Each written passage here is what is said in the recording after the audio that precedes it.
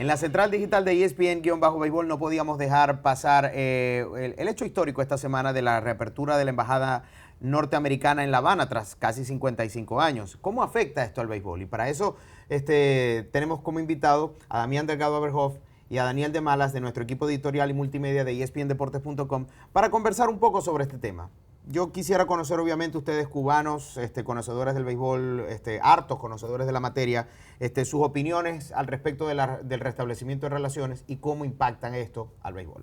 Yo creo que todo lo que sea Cuba y Estados Unidos sentarse a la mesa después de más de 50 años de conflictos políticos e ideológicos, yo creo que todo va a ser para beneficio del pueblo. Más allá del gobierno, yo creo que el pueblo cubano se va a beneficiar.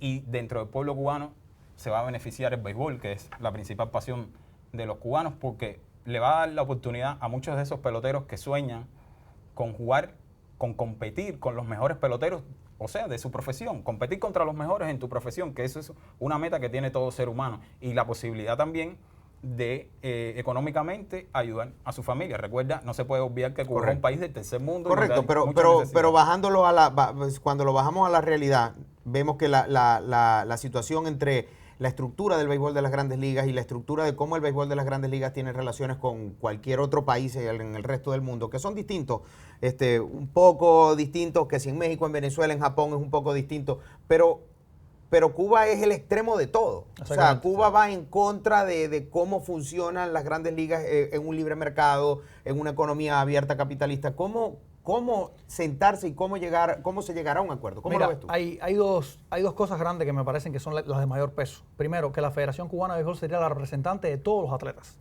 Y eso me parece que no es personalizado, que no es ni siquiera profesional. Sí, porque hay que negociar con cada... Exactamente. O sea, si yo soy un equipo de grandes ligas, yo para poder, en el caso hipotético, claro, yo tendría que tener la autorización, la bendición del gobierno para poder firmar. Inclusive para verlo. Porque cuando tú llegas, ¿sabes qué? Nos aparecieron los 30 equipos de Grandes Ligas con sus scouts y queremos ver un showcase. O sea, ¿qué peloteros van a estar ahí? ¿Quiénes son los invitados? O sea, la federación es la que dirige esto. Este es el primer problema que veo. Primero, que es muy grande la magnitud de atletas que van a tener bajo una sola organización, y a la misma vez no creo que estén preparados en términos de contrato. Vamos a sentarnos a discutir un contrato, esto es lo que queremos, esas son las intenciones. Y la segunda, muy importante también, que la prerrogativa de la Federación Cubana de Béisbol es que los atletas tienen que estar disponibles para los eventos internacionales. Y esto, o sea, no va a ocurrir. De hecho, el béisbol desapareció del mundo olímpico de momento porque la MLB no se ha incorporado. Bueno, si ni siquiera en el Clásico Mundial de Béisbol, que es un evento que está organizado por las grandes ligas, los mismos equipos les cuesta un mundo dejar que un pelotero vaya a jugar se pierde un entrenamiento primaveral para ir a representar a su país por 3 o 4 o 5 partidos, claro. O sea, ya es una gran para nosotros fue una sorpresa lo de que Héctor Mendoza, Frederick Cepeda y Alfredo Espaine hubieran estado en los Panamericanos con el equipo cubano, inclusive con Héctor Mendoza lesionado, que son 3 peloteros que están jugando en la liga profesional japonesa. Y Japón le dijo, sí, vaya. No le queda de otra. Sí, pero también eso también puede ser el tipo de mercado.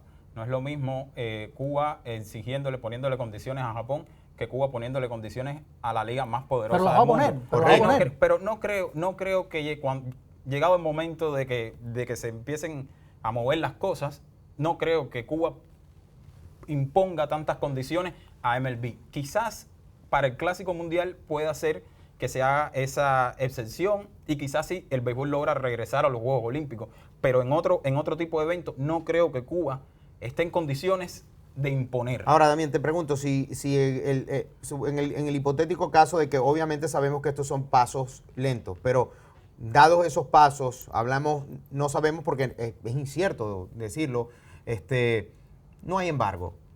¿Tú crees que los equipos de grandes ligas, como muchos imaginan, van a llegar a poner 30 academias y hacer de Cuba una segunda República Dominicana? Yo creo que no.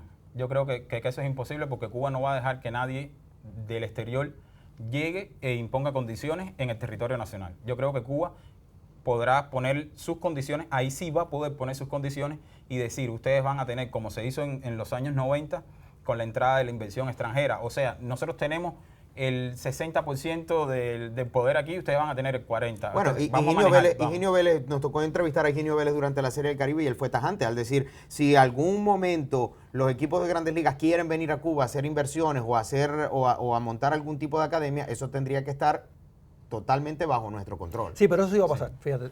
Tanto como decir que imposible. Pero también Va a en pasar la porque- República Dominicana hay una inversión tan grande que yo no creo que ellos vayan ese a... es el problema. Tú Sí, no vas, no o sea, te vas tú a ganar. mandarías Hay una mina ciertos de dinero peloteros. real Yo ahí. mandaría si yo firmo un pelotero en Cuba de 16 años, lo mando a República Dominicana, que juegue la Summer League en Dominicana. ¿no? Exactamente, Claro. exactamente. De alguna manera la salvación a la larga, por muy duro que suene, del béisbol cubano es anexarse a una liga. ¿Tú crees que en Sean las grandes ligas, las ligas ustedes jueves. ven en algún momento de sus vidas que haya algún tipo de privatización del béisbol en Cuba?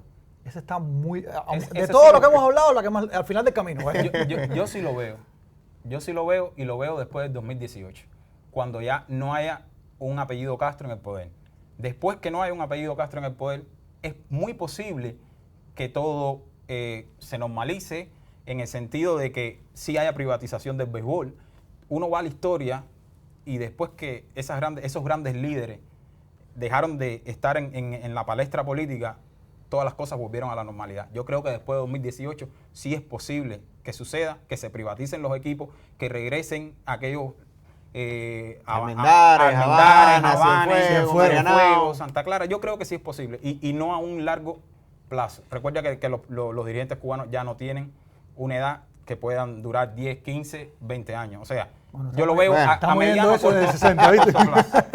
Es imposible despegar la política del deporte cuando unas dependen de otras, como en el caso de Cuba. Hay muchos puntos grises, hay que esperar. Y esperamos sus opiniones también en Twitter, Instagram y Facebook. Síganos en ESPN-Béisbol.